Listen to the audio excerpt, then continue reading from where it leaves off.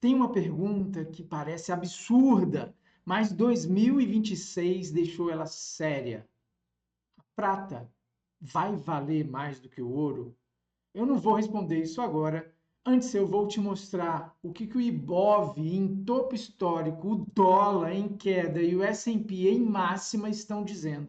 Porque é isso que decide se essa história é real ou um barulho tremendo. Daqui a pouco eu vou mostrar também o gráfico do ouro e da prata. E eu te mostro o ponto exato em que a prata começa a roubar o papel do ouro, se for para acontecer. Porque a gente está vendo aí um monte de informação falando sobre crescente alta aí do ouro e da prata. Dá só uma olhadinha nessa notícia aqui da Forbes. Prata em $100, ouro a quase $5.000 e recorde no cobre. Como investir? Tudo isso aí será euforia? O que é? Medo de alguma crise que está se instalando? Vamos discutir isso daí também e a gente vai entender detalhes de como a gente pode aproveitar essas oportunidades. Então fica aqui, se você não é inscrito, aproveite aí para se inscrever, se inscreva logo, porque é importante você estar aqui comigo acompanhando todas essas notícias. Dá só uma olhadinha como que a gente pode trabalhar aqui com o Ibovespa, que é no Ibovespa que a gente vai entender o topo histórico dele, o que está realmente acontecendo com ele. Ele está em topo histórico, todo mundo sabe disso, beleza. Agora, a parte que quase ninguém te fala e quase ninguém faz é o seguinte: eu não olho para o topo histórico para comemorar. Eu olho para o topo para perguntar. O mercado está subindo com uma construção de topos e fundos ascendentes? Está embasado numa estrutura sólida? Ou ele está esticado e vulnerável a correções? No position, isso muda tudo. A força de verdade deixa rastro, assim como ele esticado também você percebe os rastros. A gente pode ver aqui o Ibovespa ó, no gráfico diário, onde a gente percebe a entrada de força quando ele acende verde aqui pelo indicador da zona bipolar. Quem não tiver o indicador da zona bipolar, vou falar dele já já aqui, mas ele acendeu verde, é o ponto de entrada, né? Para que você possa aproveitar oportunidades. Ele deu outros pontos de entrada quando ele volta na zona verde aqui, que é a zona bipolar. Que se você quiser ter acesso a esse indicador, você vai ter aí a oportunidade de vir aqui no próprio Profit Chart e procurar ele em loja de estratégia. Você entra aqui em estratégia, vem aqui em loja de estratégia, digita aqui rapidamente o F34, ele já vai aparecer para você aqui embaixo. E aí você instala, compra e instala ele no seu computador como qualquer outro indicador, fácil, fácil. É muito barato pelo que ele pode te entregar. Você pode dar uma olhadinha aqui, o tanto de alta desde quando ele deu o sinal aqui, e aí você talvez não tenha comprado aqui, né? Não tenha percebido o rompimento dessa lateralidade, enfim, duvidou, mas quando ele volta aqui para a zona bipolar, e você já estaria aí com um ganho de 26% ali praticamente, né, da compra no mês 10 de 2025. Então, é muita coisa que ele te paga para que você possa ter ganhos de verdade no mercado. E aqui falando até por uma entrada do gráfico diário, tá bom? O que a gente tem que entender é como que o gráfico do Ibovespa está se comportando para que a gente possa tomar as melhores decisões. Na verdade, não cabe a gente tentar entender a economia, tentar entender como é que está o comportamento aí das empresas ou da economia global. Isso daí só vai dificultar a nossa tomada de decisão. Quando a gente olha para o gráfico e vê ele acendendo verde, dando compra, a gente não pode hesitar, tá legal? E o semanal? O semanal é mais ainda, é muito mais louco, porque quando ele deu a entrada, foi aqui, ó, quando ele acendeu verde, deu a oportunidade, esse candle aqui acendeu verde, deu a oportunidade ímpar de compra aqui e segue aí, ó, desde quando ele deu a entrada, mês 4 de 2005, sobe sem parar até agora 40%, tá? Em menos de um ano ele te pagou 40%. E isso acontece em outros tempos também, ó. Olha aqui, quando ele te paga 20% em um pequeno período no final de 2023, e quem continuou aí pode ter participado aí de grandes movimentos, tá legal? É importante você ter um indicador que realmente te mostra as oportunidades. E aí você para de ficar olhando essas notícias fantásticas, essas notícias que te chamam aí para tomadas de decisões erradas. Porque às vezes o Ibovespa, em real, tá lindo, né? A gente percebe ele aqui, ó, tá muito bonito. E, gente, quem tá vendo ele lindo aqui, o que eu posso te falar é, já foi a compra, né? Aqui deu compra, isso para o gráfico de semanal, de position trade. Não tem mais compra aqui. Aqui não é mais para você entrar, tá legal? Quando a gente percebe essas notícias aí em jornais, essa coisa toda, gráficos da bolsa explodindo e por aí, já está tarde. As aves migratórias já migraram. Agora o frio, a neve já começou a cair em solo dessas aves de onde elas já fugiram, né? O que eu quero mostrar com você aqui agora é o gráfico do EWZ. E o que a gente pode enxergar no EWZ? O EWZ mostra para a gente o Ibovespa, né? O olhar do gringo. O Ibovespa é em dólar. E ele é muito importante para que a gente tenha essa visão. Ó, vou compartilhar a tela aqui com você, para que você tenha essa visão. O que a gente enxerga aqui claramente? Há muito tempo, eu já venho falando, tem esses desenhos aqui do EWZ, há muito tempo, é só voltar nos vídeos aí que estão gravados de Position Trade, eu desenhei essa linha aqui, ó, tá de vermelho aqui embaixo, e essa linha de vermelho aqui em cima, essa linha de vermelho aqui embaixo. A gente pode perceber aí que eu desenhei há muito tempo esta consolidação. E agora, o gráfico ameaçou romper, ela voltou, brigou nessa região que era uma região de suporte, passou tecnicamente a ser uma região de resistência, mas superou ela para cima, ó. E ele está indo em direção a esta região aqui. Com certeza, chegando aqui, se ele romper ela para cima, a gente vai ter um upside gigantesco aí para a gente, tá? Quando a gente puxa aqui o EWZ no gráfico semanal, ó, a gente percebe que ele perdendo essa região aqui, ó, vou desenhar de novo, essa região que já foi desenhada há muito tempo, tá gravado aí algum vídeo meu do passado, fundo de uma consolidação e topo da consolidação, né? Ele perdendo aqui, ele já vai ter o primeiro embrólio dele, que é essa outra região de resistência aqui. Mas, se ele passar aqui agora para cima, há a possibilidade dele vir aqui ou, quiçá, aqui, tá? Porque no gráfico do Ibovespa, em real, a gente já tem topo histórico, mas em dólar, não. E o que a gente vê em dólar aqui? Deixa eu desenhar melhor aqui agora. Uma região de linha de tendência de baixa. E o que significa essa linha de tendência de baixa? Que se perdida, aqui para cima, ele tem grande possibilidade de navegar em busca desses topos aqui. Esta é a visão que você precisa ter, olhando o EWZ, que é o Ibovespa em dólar, o Ibovespa sob o olhar do gringo, e ele vê o quê? Ele vê exatamente o preço brigando nesta região de LTB, uma linha de tendência de baixa. E ele vê mais o quê? Ele vê aqui, ó, olha o MACD, olha o MACD. Eu falo desse MACD há anos, né? E a gente percebe ele aqui numa região de tô barato. A EWZ, a Bolsa Brasileira, em dólar, está muito barato. Tá legal? Tá entendido isso? Se isso ficar entendido para você, aí entra o próximo gráfico, que manda nessa conversa toda. E qual que é este gráfico? O gráfico do dólar. O dólar está num ponto aqui de suporte, tá? E ele está devendo ainda mais uma caidinha aqui para ele chegar na região do tô barato, tá legal? Isso é muito importante você ter ainda o entendimento de uma possível queda até esses níveis aqui, ok? Que tá lá em 4.500, já vem falando isso daí também, tá? O detalhe é, perceba que as pernas dele aqui, ó, não são pernas assim muito compridas, como, por exemplo, olha aqui, vem, corrige, cai, dificuldade, corrige, depois faz uma correção maior, ensaia uma retomada de alta, para nesse nível de preço e volta, dando a entender que a gente tem esta aqui, uma perna 1, esta aqui, uma perna 2 e aqui uma perna 3. Normalmente, como eu estou mostrando, as pernas não trabalham numa única perna só, né? A perna do Saci Pererê. Então, aqui ainda deve uma correção, principalmente que ele está trabalhando em região de suporte.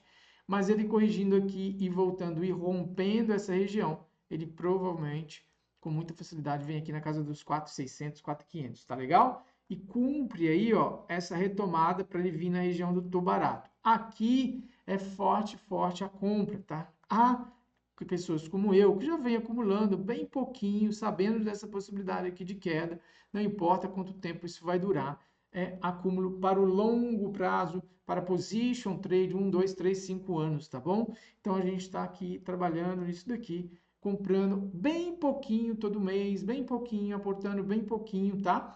Todo mês fazendo aí a compra enquanto ele vem caindo. E óbvio, se ele vier fazer uma correção aqui mais lá para cima a qualquer momento, eu posso entender como uma boa oportunidade para realizar o que eu já comprei, tá? Bom, falado isso, explicado isso, aqui está o gráfico diário, mas ele está com um zoom, é como se eu estivesse vendo o gráfico semanal. Então, ficou bem lido aqui a questão do gráfico semanal. Eu vou trazer aqui para você o DXY. Vamos olhar aqui como que se comporta o DXY. Aqui o DXY é o dólar em relação a várias outras moedas globais. Não é só o dólar contra o real. É o dólar contra uma cesta de moedas de outros países, tá bom? Então, o que que a gente enxerga aqui, ó? Que o dólar, aqui, ó, 1986. O dólar vem sempre caindo. Olha, 2002. Topo aqui também, ó, um topinho aqui em 2018 e aqui em 2018, 2020, né? E aqui em final de 2023, início de 2024, a gente está vendo um outro topo aqui. O que que eu quero mostrar para você?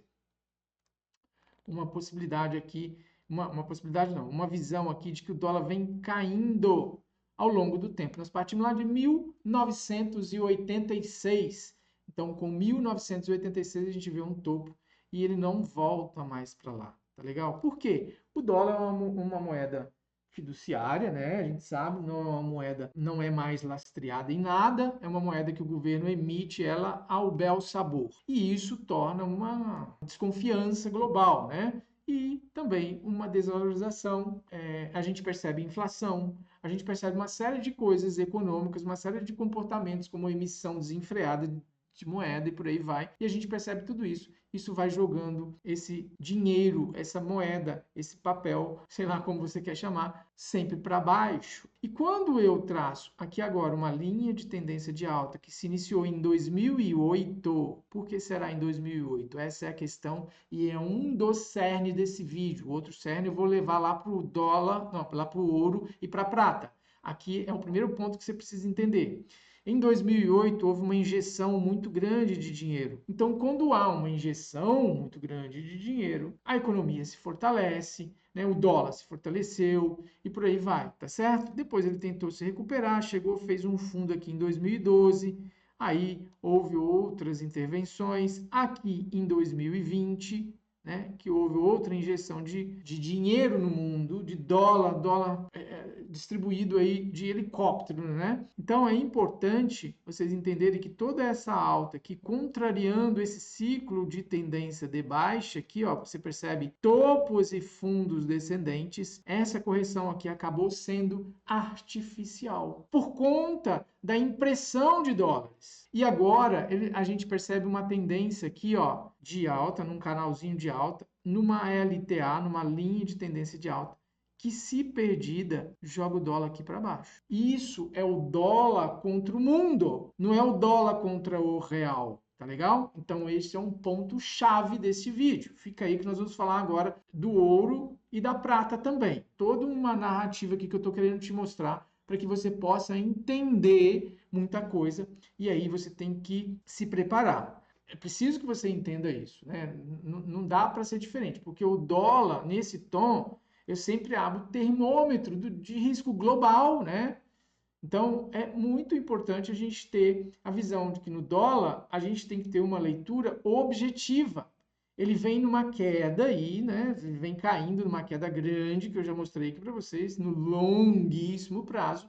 E agora o ponto é técnico, de uma linha de tendência de alta e comportamental. Você traça essa linha de tendência de alta e observa. Você vê claramente que ele está bem na berlinda dela e ela tem um histórico que começa em 2008, que se justifica pela crise de 2008, onde o governo americano emitiu muito dólar. Então, se essa linha quebra e o preço aceita abaixo, a queda pode ganhar continuação em grandes proporções. E isso mexe com tudo. Muda o humor do gringo, muda a leitura do EWZ que a gente acabou de fazer agora e muda a forma como o risco se comporta aqui no dólar. Fechado? Esse entendimento aí ficou claro? Agora, com o dólar nesse tom, eu vou observar o S&P. E aí, no S&P, eu vou entender o que ele pode me dizer. Então, a gente parte aqui pela SPY, que é uma ETF que me representa, que espelha o S&P. Ela é um indicador mais antigo aí que existe, é um ETF mais antigo aí que existe sobre o S&P. S&P em máxima pode ser força, sim. A gente vem vendo aqui o quão forte ele vem subindo aqui sem parar, né? O que a gente entende que ele está forte. Porém, eu vejo já há muito tempo os desenhos aqui, ó, do MACD. O MACD, ele pode retardar, mas ele não falha. Aqui embaixo, ó, nessa linha azul, tô barato, é para compra. Ele deu a compra, o preço subiu e atendeu a visão. Aqui agora, ele está há muito tempo aqui em cima na região de tô caro. E com a média do MACD embolada com essa média branca, isso simboliza lateralidade. E se houver a abertura da boca do jacaré aqui, essa linha aqui do MACD, ó, que é verde e vermelha, abrir em relação a essa média branca, fazer assim, ó, aí a média branca, né, vai ficar um pouco mais distante dela, vou colocar aqui em vermelho para facilitar a ideia, faz uma boquinha de jacaré assim, é nada mais, nada menos do que o S&P em tendência de baixa e com um downside muito grande. Tem uma possibilidade aí. Tem uma visão de força? Sim, mas também pode ser aquela fase em que o mercado fica confortável demais. Então, o que eu observo aqui é simples, ele está sustentado por uma estrutura no semanal. Então, vamos dar uma olhadinha aqui no semanal. Ou ele está começando a falhar. O que eu vejo aqui no semanal? Qual a estrutura do semanal desse ponto de partida que foi o fundo que ele deixou? Ele fez um movimento de Saci Pererê, que eu sempre falo com os meus mentorados. É um movimento de uma perna única. Não é um movimento onde ele vem e volta na zona bipolar, bate aqui, volta na zona bipolar, só. Não é um movimento de estrutura. Não está sustentado numa estrutura. E ainda mais, quando eu olho para o MACD, eu percebo ele num nível, num patamar, nunca antes navegado, tá bom? Então, o que a gente percebe aqui para ele, ó? A altura em que ele se encontra é mais alto que lá em 2020, é mais alto do que lá em 2008, tá bom? A gente percebe uma movimentação extremamente alta. Ele está começando a falhar?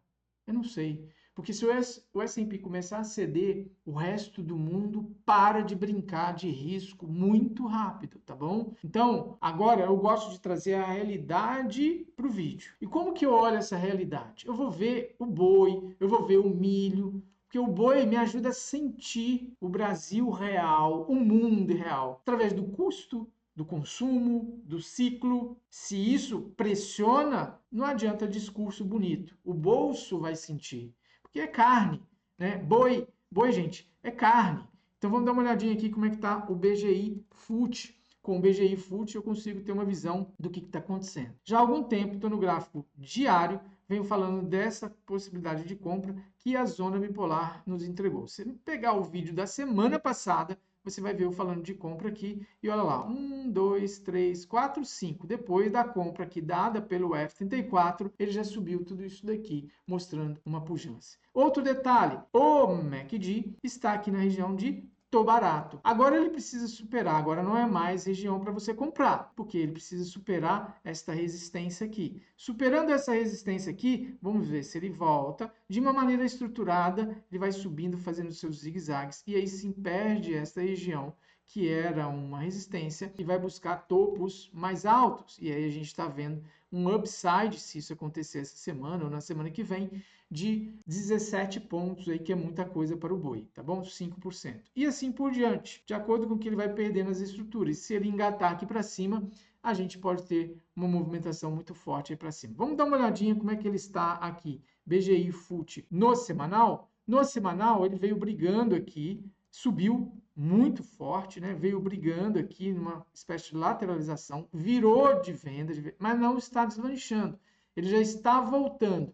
E aí, quando ele entra em consolidação, ele costuma sair de uma linha branca dessa e buscar a linha branca lá de cima. E o que quer dizer isso? Ele já fechou um candle forte, pujante, acima da linha branca, mostrando um lugar aqui com muito suporte, o preço não consegue passar. E se a gente tiver superação da máxima desse candle, ele vai tentar buscar esse nível de preço aqui no 347. Estou falando do boi no gráfico semanal, só ficar de olho na máxima que ele construiu aqui. Ah, Elimar, mas nós estamos vendo aqui a zona bipolar de vermelho. Sim, porém, a gente percebe uma dificuldade muito grande nele de passar esse nível de preço aqui, e a gente percebe um impulso, a perna de impulso sendo essa, para ele criar uma expectativa mesmo de tendência de baixa mesmo, ele tem que bater aqui agora e voltar a cair. Se perder isso aqui, ele vai estar rompendo essa linha de tendência de baixa e ele vem buscar aqui, ou quiçá aqui, ou ainda fazendo seus zigue-zagues e voltando na tendência de alta,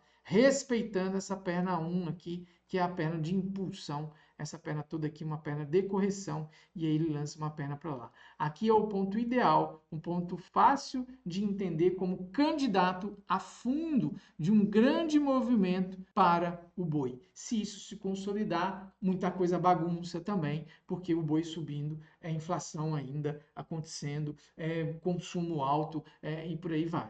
Tá legal o raciocínio? Aí quando eu falo de boi, eu também tenho que falar de milho, porque no milho a gente percebe aí uma cadeia inteira, né? O que é cadeia inteira?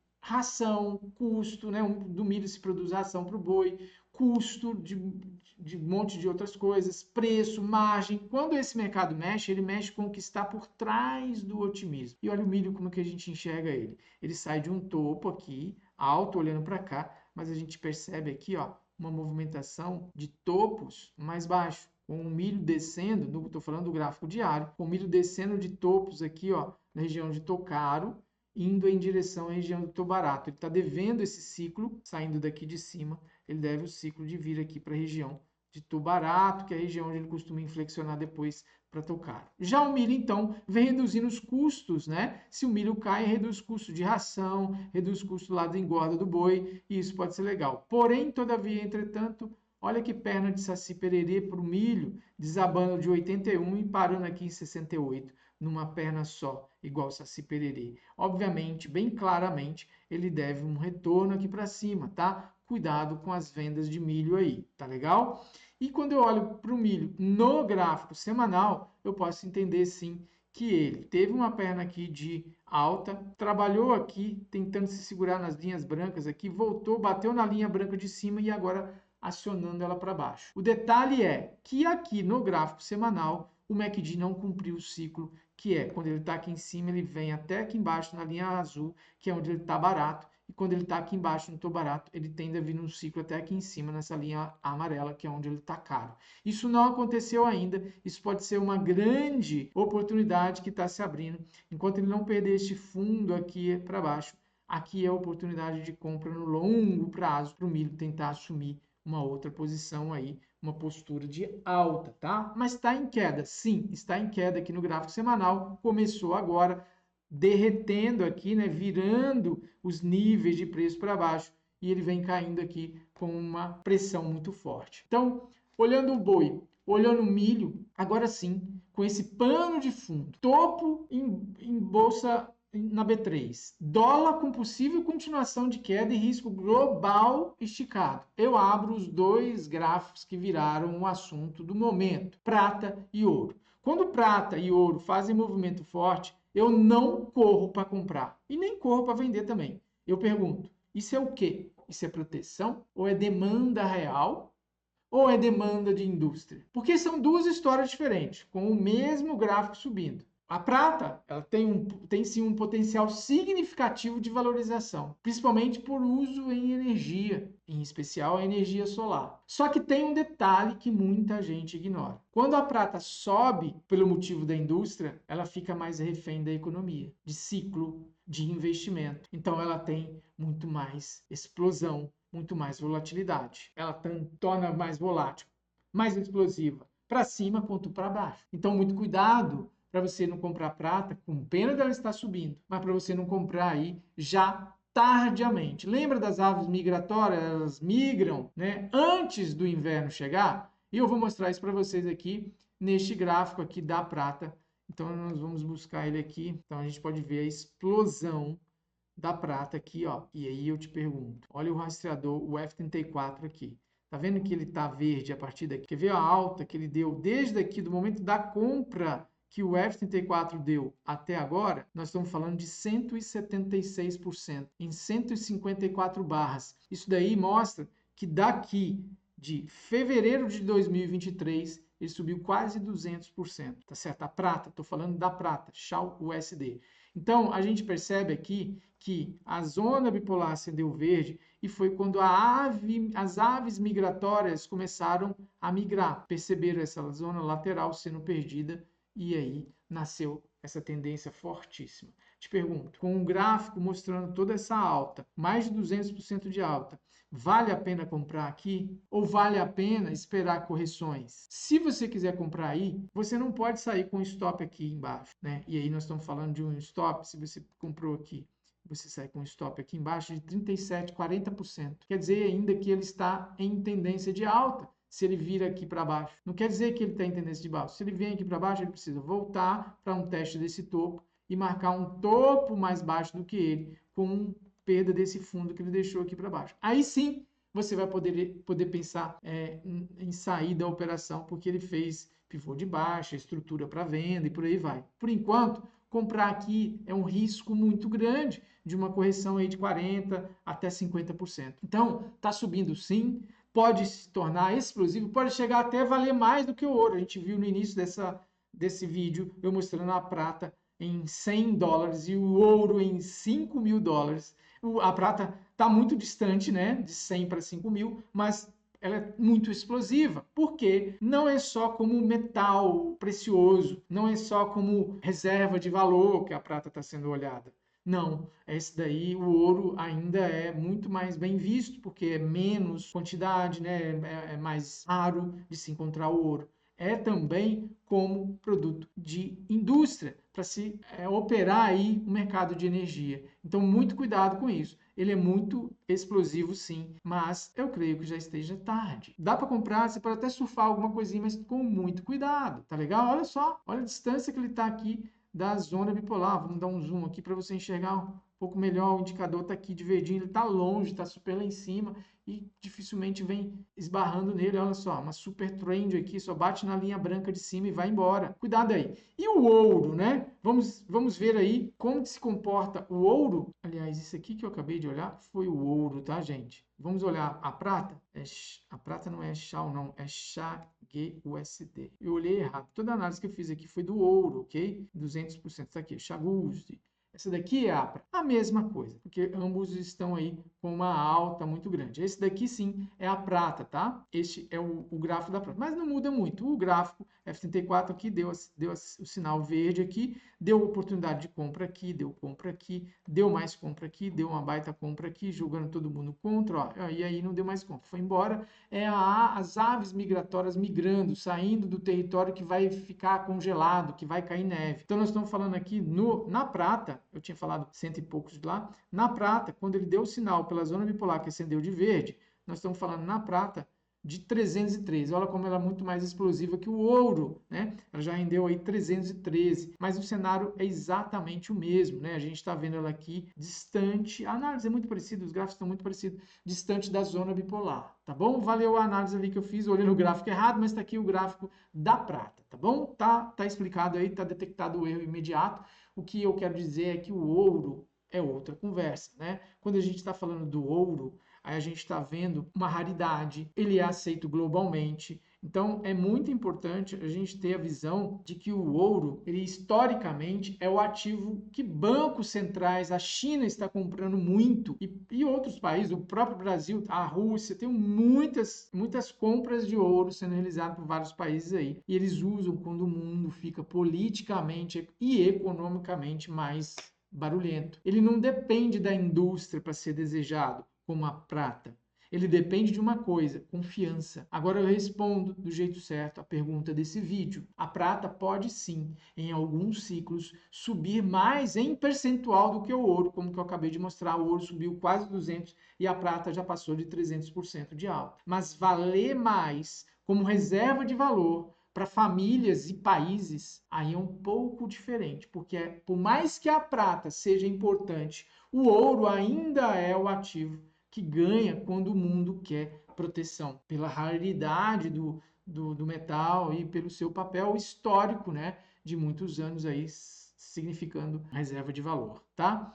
E aí entra um catalisador, que é o papel que eu trouxe aqui para você, que é a China. Quando eu olho aqui, eu vou representar a China pelo China 11, que é uma ETF que eu mostro aqui. Quando eu olho aqui para a China, no gráfico de semanal dela, né, de position trade, eu vejo que a zona bipolar acendeu verde aqui e ela disparou aí, né, não voltou mais.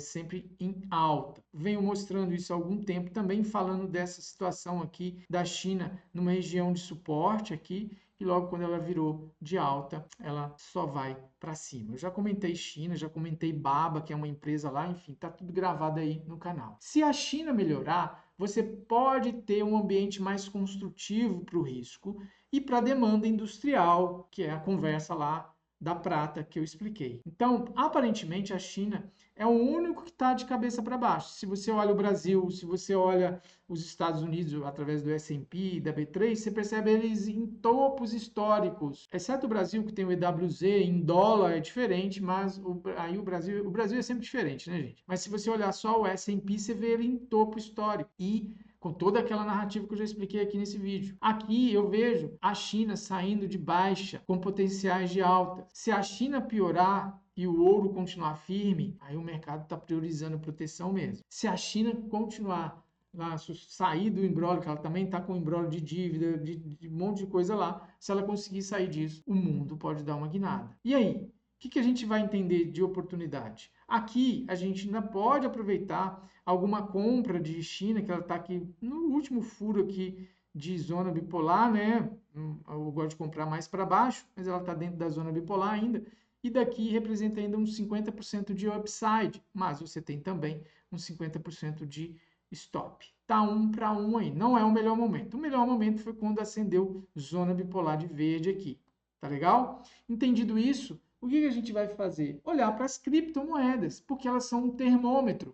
E se a criptomoeda me serve de termômetro, o que eu tenho que pensar para ela? Vamos começar com Ethereum. Em Ethereum, eu vejo aqui ó, a zona bipolar de verde, vermelho, verde, vermelho, verde e vermelho de novo. Isso é sinal de consolidação. Ou seja, o apetite ao risco não está muito forte. E o Bitcoin dito tom. Vamos dar uma olhadinha aqui no Bitcoin? Antes, vamos passar para o Solana, porque Solana também é um ativo que eu estou sempre olhando aqui e ela está mostrando exatamente um movimento parecido com o Ethereum. Dá só aqui uma olhada. Veio de verde, veio numa alta, de repente ficou vermelho, não caiu, subiu, aí acendeu verde de novo, não subiu, caiu, aí acendeu vermelho de novo. Então esse já é o sinal claro de uma consolidação. Igualzinho Ethereum. E, por final, o Bitcoin. No Bitcoin, a gente percebe que ele também está virando para baixo. Tocou aqui na parte inferior da zona bipolar de vermelho e está ameaçando fazer um pivôzinho de baixa aqui, tá? Esta aqui é uma região muito importante que, se perdida, joga o Bitcoin aqui para baixo. Nós temos já falando há vários vídeos semanais esta situação do MACD aqui, que mostra para a gente um nível de tocaro. Espero ter explicado isso para você, porque o Bitcoin, as criptos, né? O Bitcoin dito tom, se ele sustenta, o mercado ainda aceita risco. O Ethereum costuma confirmar quando o apetite ao risco é mais sólido, e Solana é a parte mais sensível. Quando ela acelera, o risco está solto. Quando ela falha, é onde o excesso aparece primeiro. Então, para mim, a leitura fica assim. Ibovespa em topo histórico chama a atenção, mas o EWZ mostra se o gringo está comprando essa história em dólar. Dólar em queda pode dar fôlego para o risco, mas se perder níveis importantes, volta a subir, aí ele acelera, muda tudo de novo. S&P em máxima está significando aí força para ele? Não sei, né? Até o dia em que ele vira complacência. O boi e milho lembram que existe economia real por trás do gráfico, né? Precisa comer, tem custos, e no centro desse vídeo, o ouro e prata respondem à pergunta inicial. Prata pode ter performance absurda, mas o ouro ainda é o cofre do mundo quando o assunto é proteção. Se você quer clareza objetiva nos pontos de decisões, o F34, conforme eu demonstrei em todos os gráficos aqui, faz isso de forma simples e seguindo a estatística. Tem um cálculo matemático por trás que vai te ajudar a enxergar o gráfico com total clareza. E se você quiser implementar o jeito certo de operar com acompanhamento real, na prática, no dia a dia, com a prática guiada,